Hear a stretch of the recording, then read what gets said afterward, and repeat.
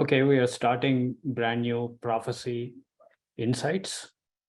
That means I'm not gonna give complete 100% explanation of every scripture in Book of Revelation. It is impossible. So we would do selected subjects and try to gain some insight into each of the topics. That's the idea. So we decided to start with two witnesses, and two witnesses themselves, it's a mega subject, and it has close to 12 independent subjects, independent concepts. They were brought together just in Revelation chapter 11. That's our primary material that we will be covering line by line, verse by verse of Revelation chapter 11, where it talks about two witnesses. And before going there, I want to take time to introduce two witnesses, the underlying concepts. Once we get familiar with the underlying concepts, we would launch into the actual Revelation 11. So we are not touching Revelation 11 today, but we would do some underlying concepts. Who the witnesses are, what the witness means, and why two, why not one? We'll try to answer those questions.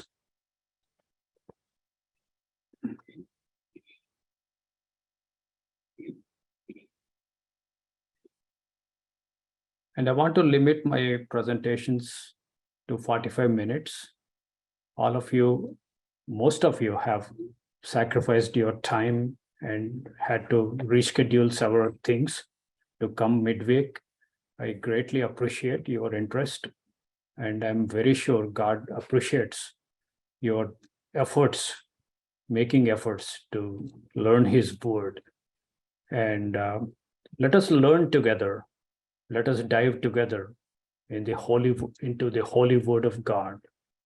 And I'm banking on your feedback and the discussions afterwards, because one man would not see it all.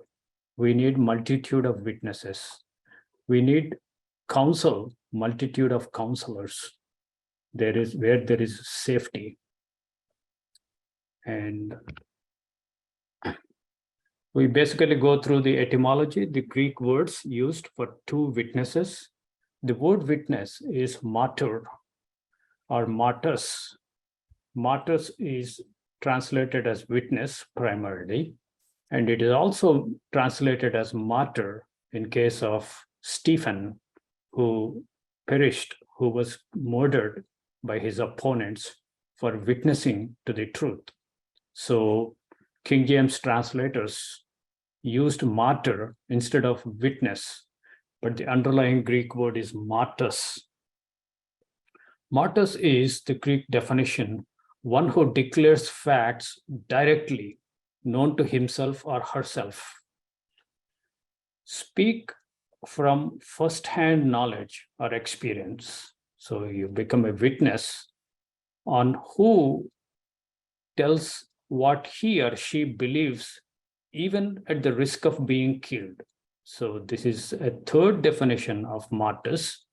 You are willing to give the witness or testimony, even at the risk of being killed. And then if you want to witness for God, you have to be a matured person. It is not for novice. And in other words, you have to be a complete person. You have grown to a completeness, or teleios, the Greek word, that makes you become a mature. If you want to witness for truth, obviously you should know the truth, at least to some level, before you can be a witness to the truth. That is the idea. And the people, person, man or woman, or group of people can become witnesses. And What they do, they witness, they give witness. So that is called martyria. The martyria is testimony, the English word testimony. So the witnesses give their testimony, but it is same word in Greek. Martys is the noun. Martyria is a verb form. They give the testimony, that is the martyria. Martyria is concrete and objective information given in proof of something. Evidence, record, these are the other words that are given for the martyria.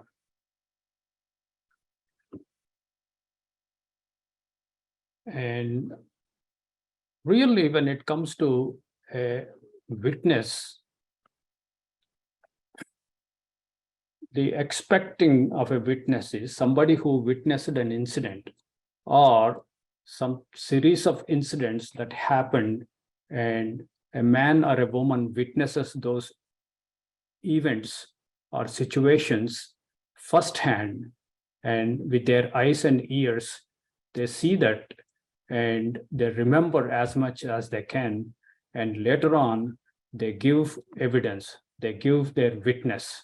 That is the basic meaning of witness. And you truthfully recollect what you saw and what you heard and retell that. That is your witness or testimony. So the testimony is given. And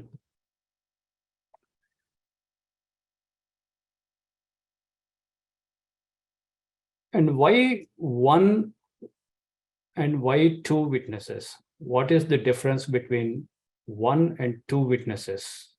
One witness, it is hard to verify if the witness is telling truth or not. You need a second witness to corroborate the evidence that is required by the courts in United States. They want second evidence, secondary evidence. If that is not obtainable by a person, they would rely to other means of DNAs or other cameras, security cameras that might have recorded the event or the crime. So you always need a second witness. That is the idea. Proverbs says the first one seems right until the second one or another comes and examines him. So God requires in a court situation that there should be two witnesses, two evidences. Let us start the witness. Why two? Why not one? God seems to have built the witnesses in our bodies. In fact, this is very fascinating. God provides us two sets of two witnesses in our body. First is your eyes. You are given two eyes. The eyes are faithful witnesses. Each eye records what it sees, the visual data or the visual field, and then reports to your mind what it sees. And the two eyes you have, if you close one eye and you see only with other eye, you see all the visual data as a field, is a sheet. It's a sheet. You don't perceive the depth. So that means with one eye, you cannot tell if an object is nearer to you or farther from you. You don't perceive the depth. But the second eye really helps to perceive the depth. And that's how the two eyes operate to give you the depth. If you carefully examine how the eyes operate, each eye is the image or the object's image that it receives is different from the right eye. Left eye's image is slightly different from right eye's image, but your brain processes those two images and it figures out how far the object is. If the images are very similar, the object is farther and farther. As the two images become very similar, very almost identical, then the object is very near you. And you don't need to know all these mechanics, how this happens, but your brain automatically processes these two images and it gives you depth. So what is the benefit of this two eyes? Stereoscopic vision, that's a technical word. You perceive depth. One eye cannot tell you all the things, but the second eye helps you to get additional information like the distance, like the depth, and you have full view when you have two eyes. And eyes also faithfully report to you. You can say these are two faithful witnesses that God has put in our bodies. The second set of two witnesses are ears, your left ear and right ear. If the left ear hears the sound louder than the right ear, your brain processes that probably the source of the sound is nearer to your left ear, or probably on the left-hand side of you is the source that person is talking to you. It's amazing how the two ears work together to tell you more information. If one ear is there, you are handicapped. So God has burnt these two witnesses in a sense, even in your body. Now we come to the point, a true witness and a false witness. A true witness is objectively, correctly reports what he or she saw and tells it. The two witnesses, when two witnesses come and they both happen to have witnessed a crime scene, you have two stories from the two witnesses. Are they identical? No, then they would never be identical, because the crime scene has several aspects, several small details. The first witness might have seen some details of the crime, while the second witness might have observed completely different set of details. Of course, there will be overlap between the two, but they are never identical. Just like our eyes, the image of left eye is not identical to the image of the right eye, but both the images agree. That's what happens in the crime scene.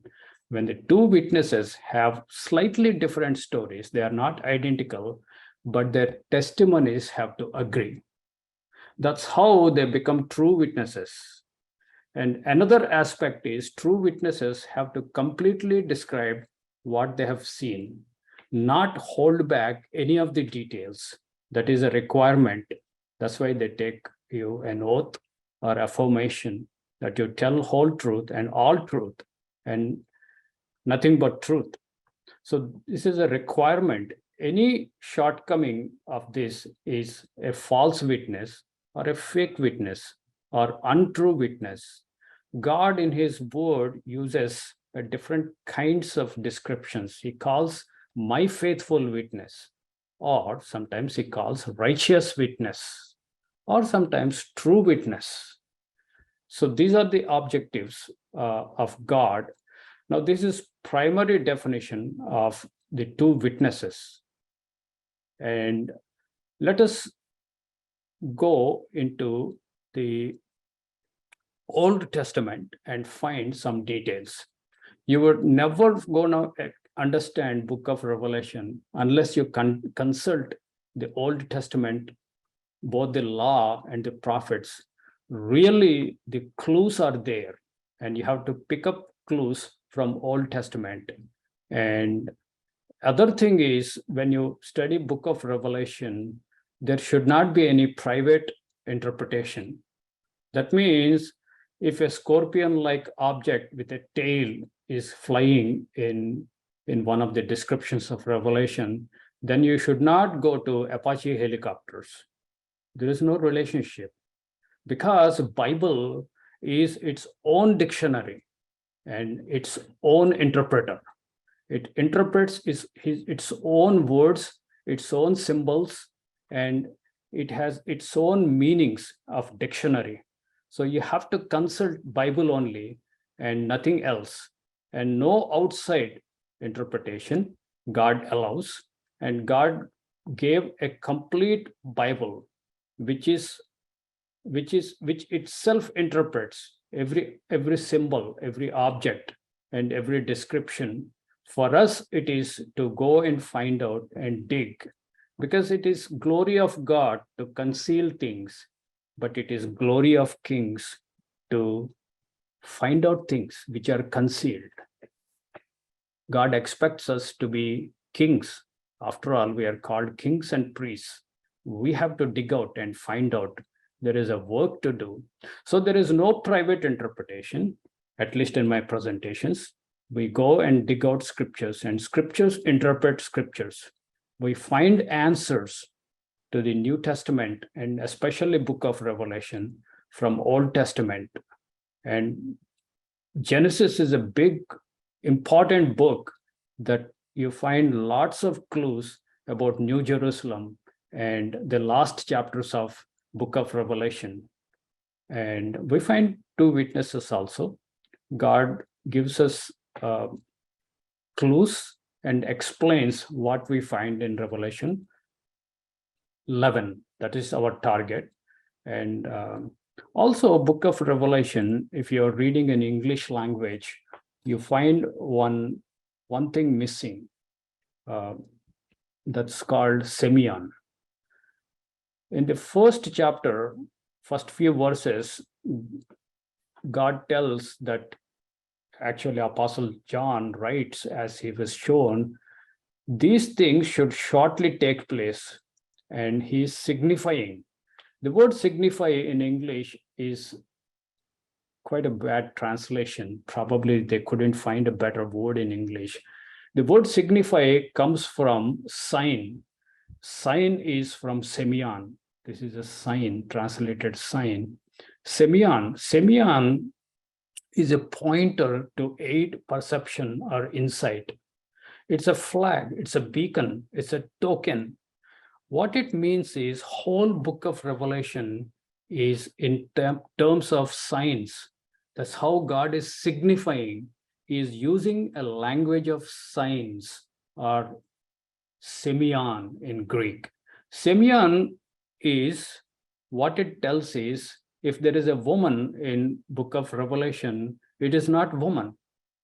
Woman is used as a pointer, as a representation of some other thing, some other concept. It represents something. Similarly, a mountain is not mountain, but it is representing something else. So when you are approaching or studying book of Revelation, you have a huge challenge of these representations and discerning and deciphering and understanding each of the pointers, each of the words and the processes, and that includes numbers. The numbers are also semeion, and the numbers, if you say, let me explain this, this is important. There are three types of numbers. One is cardinal.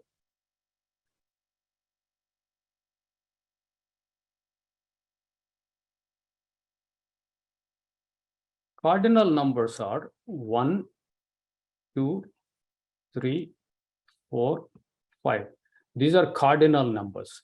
Then you have ordinal numbers. That is first, second, third, so forth.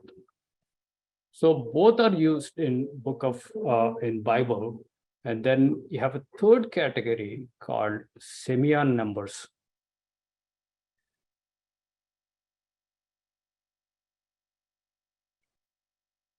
Semeion numbers. Semeion numbers are, again, it can be cardinal or ordinal, but they are not countable numbers. For example, 7 7 is not a number. 7 is used as a word when it is semyon. It is just like any other word. It is like a label. It is like a code word. So 7, when you have 7 lampstands in Book of Revelation, they're not literal 7. They're not countable number. The 7 now gains an entirely different meaning than the number. So numbers acquire new meanings, which we find, by the way, in the Old Testament. And if you go to Hebrew, if you dig out the words, they just explode. And similarly, number 4 is used as a semyon number. So it is not countable 4. It carries a different rich teaching and meaning. So the numbers carry a different meaning than the pure numerical value. So that's what semyon. And we shortly see towards the end of these presentations on 2 witnesses, 2 is no longer a literal number, but it's a semyon number. 2 implies something else. So we have to get this background when we study the book of Revelation. As we go forward, we will do more and more of this semyon, because that's what Greek says. The whole book of Revelation is full of semyon, pointers, representations. And this demands an abstract thinking, a logical abstract thinking.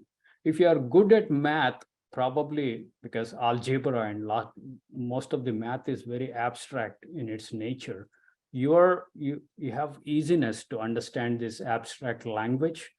But if you are not good with logical abstract things, it takes a little bit more time for you to get comfortable, get familiar the way God uses these things in book of Revelation. It's actually language of God. It is pointers, types, shadows, and pictures. He uses lots of things. And as John goes through book of Revelation, the whole book, it consists of several visions. Each vision is independent of other visions. And each vision has its own timeline, its own content. It is unrelated to the other visions. And also, the actual time of that vision is independent of the time at which the vision is given to John. For example, between 6th trumpet and 7th trumpet, John is given a vision of 2 witnesses. That does not mean the 2 witnesses vision actually happens between 6th and 7th trumpet. It could be independent, but God is somehow putting this here, that it has somehow relationship between the 6th trumpet as well as 7th trumpet, or all the trumpets together. So these are the primary points we have to keep in mind when we study book of Revelation. More of this. So we have to go and see where do we find 2 witnesses in Old Testament. Let's dig some examples today as kickstart for this series on 2 witnesses.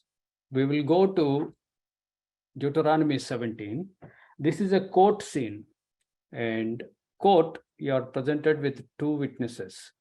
And if the crime requires, or crime is of that serious nature that requires capital punishment or death to the accused, if he is proven to be guilty, then that is called capital punishment, death. You have several types of sins and crimes that are committed, like blasphemy, murder, and adultery, and kidnapping, and so. Or you break the covenant of God, then that also a capital punishment deserving sin.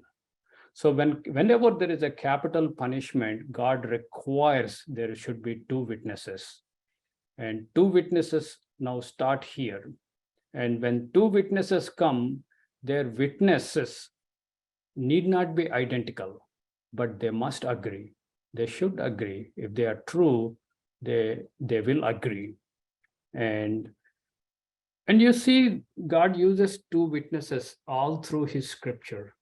For example, you have four witnesses to the teachings and life of Jesus Christ: Mark, Matthew, Luke, John. Four.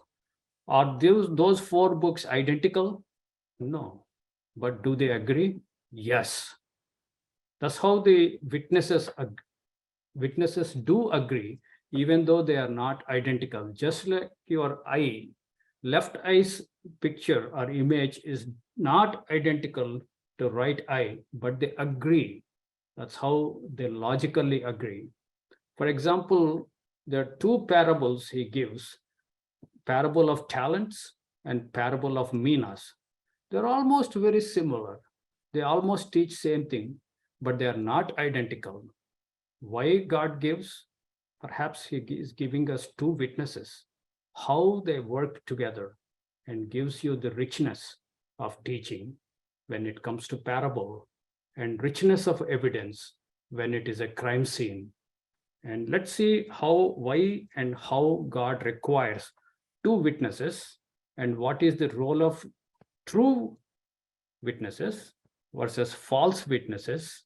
And some of you may be familiar with this, but some of the people may not be familiar, especially people coming on the internet, online. They watch this presentation.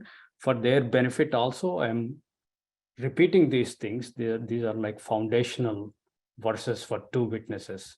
Let's go to Deuteronomy 17, where God talks about requirement of two witnesses.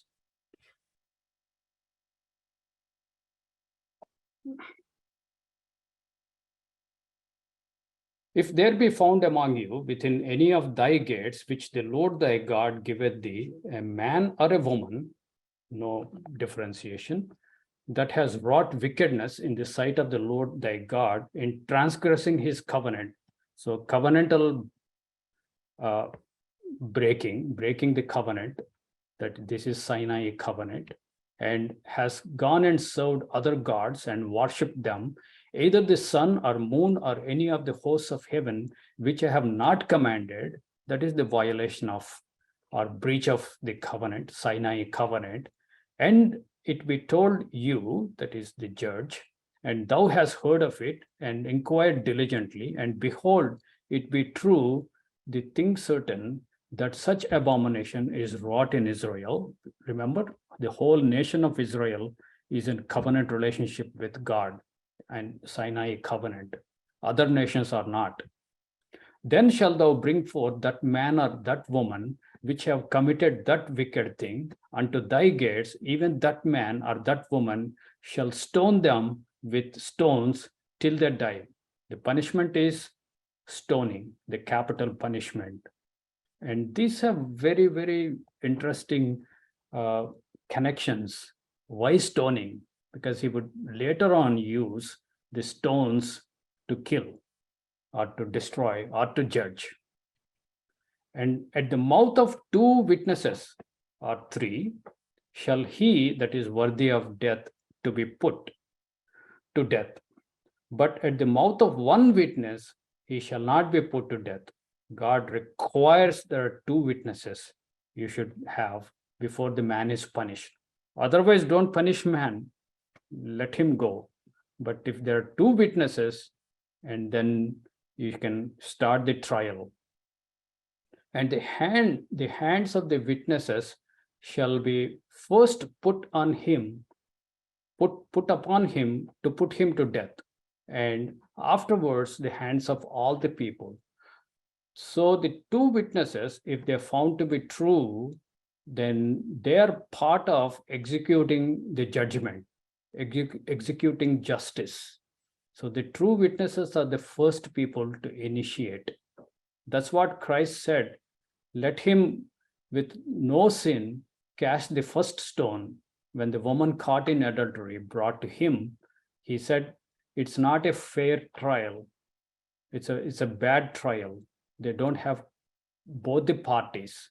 So that's why they can't cast the first stone, because the hands of first witness should put her to death. So the first stone they have to cast, and everybody was terrified because of the second clause that we shortly see. So thou shalt put away the evil from you. This acts as a deterrence. One witness shall not rise up against a man for any iniquity, for any sin, in any sin that he sins. At the mouth of two witnesses, or at the mouth of three witnesses, shall the matter be established. If a false witness rise up, here is the key. If a false witness rise up against any man to testify against him that which is wrong, then both the men between whom the controversy is shall stand before the Lord, before the priests and the judges, which shall be in those days, and the judges shall make diligent inquisition. This is what is required of judges. Even though you have two witnesses, even though their witnesses agree or may not seem to be agreeing, you have to make your due diligence. And this is called corroboration. The corroboration has to take place, and you have to carefully examine. And behold, if the witness be a false witness and has testified falsely against his brother, you can find that out. Then ye shall do unto him as he thought to have done unto his brother. So shalt thou put the evil away from among you. So what does this mean? If a witness found to be a false witness, now he would be stoned. He will be stoned to death. This is a great deterrence. Anybody wants to witness against his brother or sister thinks twice, maybe thinks 10 times before taking up a case against a brother or sister, especially for the capital punishments. And Deuteronomy 19 will go, and those which remain shall hear and fear, and shall henceforth commit no more any such evil things. So here is the deterrence. First is against crime, and you do not violate the covenant. You don't breach the covenant, worshipping other gods. That is a deterrence. And second thing is false witnesses.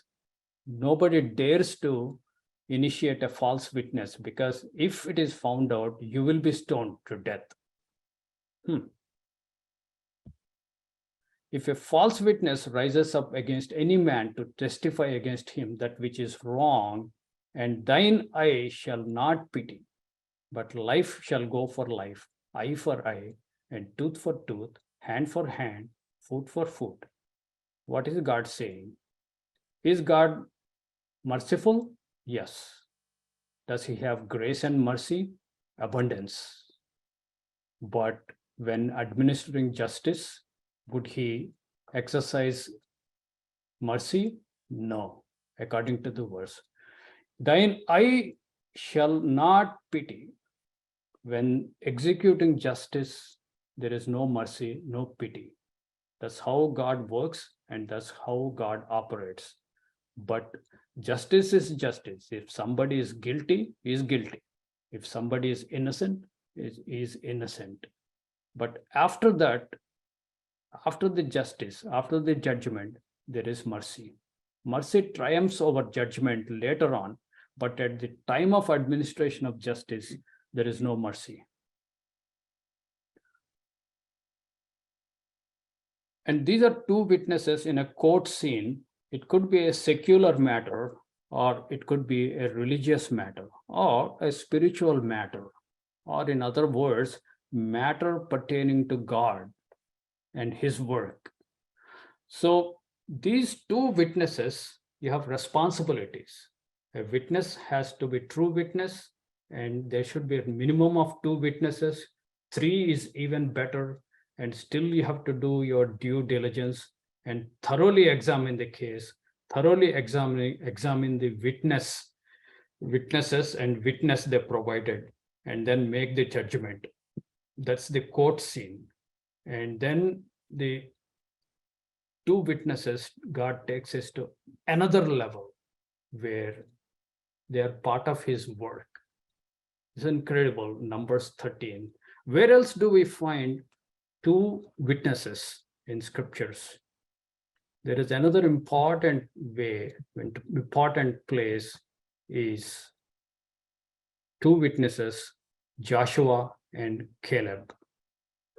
God asked Moses to send the spies, one from each tribe, before they cross over to promised land. Go and survey it and let them bring the report.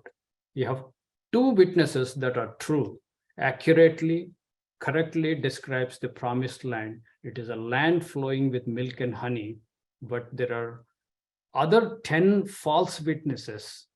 They tell bad report and they give false report or false witness.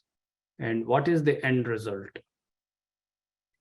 Israel has to go through the 40 years of treacherous wilderness journey. That's the punishment. And what happened to the false witnesses, 10 false witnesses? They perished. They never made it into the promised land. What happened to the people who listened to the false witnesses? They also perished in the wilderness. They never made it into the promised land because they not only were false witness in a court-like situation, now they're dealing with the living God. It is even more serious that true witnesses have to be true. And if you ever be part of witnessing, make sure you speak truth, accurately describe what it is, and make sure you tell all that you know and all that you have seen in line with the expectations of God. Let's quickly see this, Numbers 13. And the Lord spoke unto Moses, saying, send thou men that they may search the land of Canaan, which I give unto the children of Israel. Of every tribe of their fathers shall ye send a man, every one a ruler among them. And they went there, we'll skip to 25, and they returned from searching the land after 40 days. See, 40 days is a judgment. You can count 40 days, but also 40 has a semeion meaning, a figure of speech meaning, a metaphorical meaning of judgment. And they went and came to Moses and Aaron and to all the congregation of the children of Israel unto the wilderness of Paran and Kadesh, and brought back word unto them, unto all the congregation, and showed them the fruit of the land. And they told him and said, we came unto the land whither thou hast sent us, and surely it flows with milk and honey, and this is the fruit of it. Continuing, nevertheless, here is the narration of the 10 false witnesses. Don't assume false witnesses tell everything false. It is not. If they tell completely fabricated lie, they will be found out. They will always tell half-truth or partial truth and partial lie. So true, they said, the land is flowing with milk and honey, as a figuratively described by God. And even they bring the evidence with fruit of that land, grapes and other fruit. Nevertheless, people be strong that dwell in the land, and the cities are walled and very great. And moreover, we saw the children of Anak there. They are giants. We can't fight them. And Amalekites dwell in the land of south, and Hittites and Jebusites, and all the Amorites dwell in the mountains, and Canaanites. They list the enemies as exaggerated, unconquerable. That is their report. They have seen so many miracles so far, and yet there is an unbelief, and yet they want to go back to Egypt perhaps, yet they want to diminish God of Israel and enlarge and lift up the enemy, making things difficult. And Caleb stilled the people for Moses and said, let us go up at once and possess it, for we are well able to overcome it. This is what true witness is saying. No, what they are saying is wrong. We have God on our side. Let's go and take them down, because God is more powerful than us. They are not seeing negatives, they are seeing positive things. But the men that went up with him said, we be not be able to go up against the people, for they are stronger than we. So they're lying.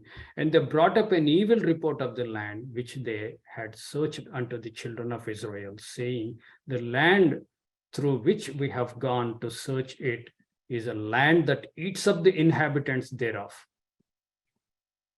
The land would eat up its inhabitants, and all the people that we saw in it are the men of great stature. And there we saw the giants and the son of Anak, which come of the giants, and we were in our own sight as grasshoppers. They are belittling them and enlarging the enemy, and so we are in their sight. It is impossible, there's no way. And the reaction is people begin to weep, and they want to go back to Egypt, and they want to do away with Moses and Aaron. They want to select a leader and go back. It never went well with them. And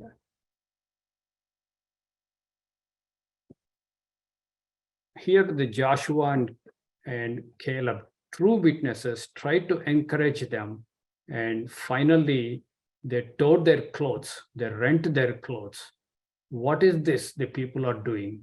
They want to stone Moses and Aaron, even stone us, and they rent their clothes. This is equivalent to sackcloth. They are repentant, and that's the sad story. And God comes back and announces, they only rebel not ye against the Lord, neither fear ye the people of the land, for they are bread for us. Their defense is departed from them, and the Lord is with us. Fear them not. So don't rebel against God. That's the true witnesses are saying. And the Lord said unto Moses, how long this people provoke me? How long will it be they believe me for all the signs which I have showed among them?